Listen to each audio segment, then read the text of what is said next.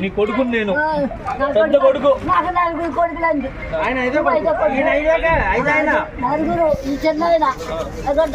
కట్టుకున్నాడు అప్పులు చేసి ఎలా కొట్టించేసాడండి.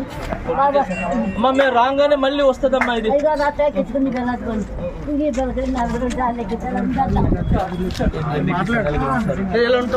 నెలకి 2 సార్లు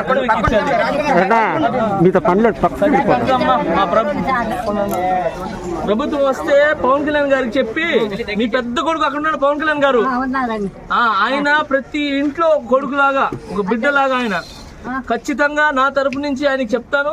అలా కొట్టించేదండి చిన్న కొడుకు భోజనం రొట్టెలో పని చేస్తాడండి, వంట చేస్తాడు నా కొడుకు.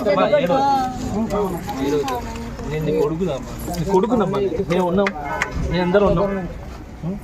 ఏదైతే పోయిందో అదంతా మళ్ళీ తెప్పిస్తాం.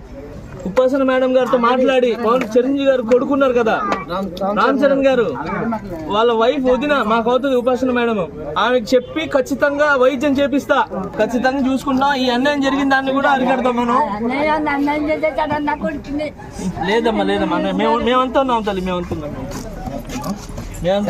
చూసుకుంటాం. సరేనా? జాగ్రత్త తల్లి, నేను చేపిస్తా.